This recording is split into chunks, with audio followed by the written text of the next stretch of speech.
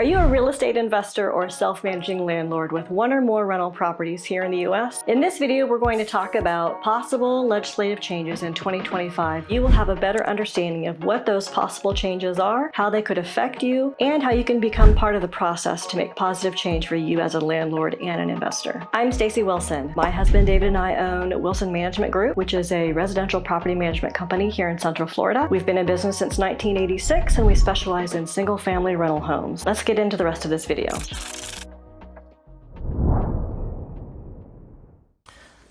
Another big one, the Section 8 Housing Choice Voucher Program. This is a big deal. I think that this one subject generated more discussion while we were up in DC than just about anything else. There's one other one that probably generated a little bit more that I'll get to in a minute. But NARPM's position on the Housing Choice Voucher Program is to support legislation that streamlines the Housing Choice Voucher Program and addresses concerns raised by NARPM members. Number one concern, keeping it voluntary.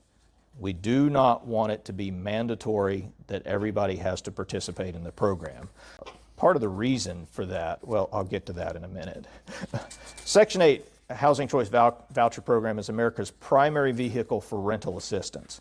It has the potential to be an extremely effective means of addressing the nation's affordable housing needs and supporting mixed-income communities. The ramifications and the consequences associated with this policy is currently due to inefficient and duplicative requirements and lack of consistency and uniformity between municipalities. It's very cumbersome and very difficult to navigate within. Excuse me. And this discourages participation by property owners. I'll give you an example of that. Our service area for our company encompasses 4 counties, Orange, Seminole, Lake, and Volusia. And between Orange and Seminole County, many of you probably know that Orange County requires a certification of the management office if they are going to handle Section 8 properties. Seminole County doesn't. Osceola County is even different than that. Lake County is different than that. There is no uniformity anywhere.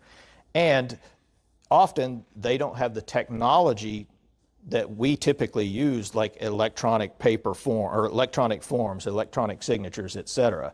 NARPM did a survey of property managers and they mentioned a bunch of pain points that they have.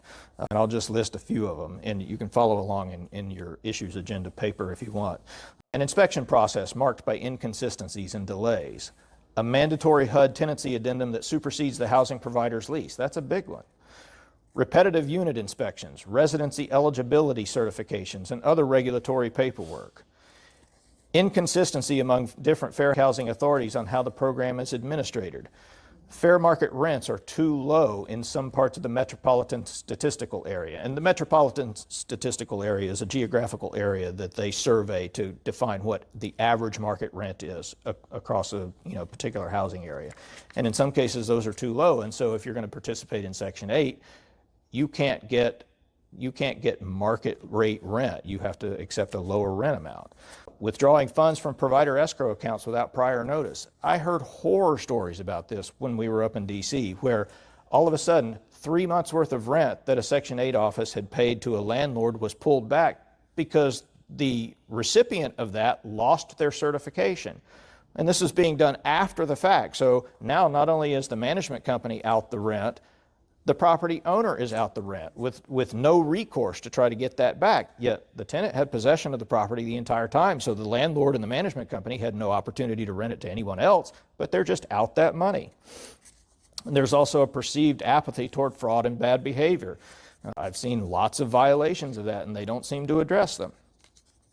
So the legislative action on this, there's the Choice in Affordable Housing Act is House Bill 4606 and Senate Bill 32. That was introduced in the previous Congress of 23-24, but it didn't get enough traction to become law. So far in this congressional session, a new bill has not been introduced, but our lobbyists up in DC are encouraging their congressional representatives to reissue that type of legislation in the hopes of getting it passed. I had some note. Anybody want to talk about reconciliation and how bill gets passed and how bill gets funded? Maybe we'll revisit that later, but if you want to talk about that, I'm willing to. I took some notes on it.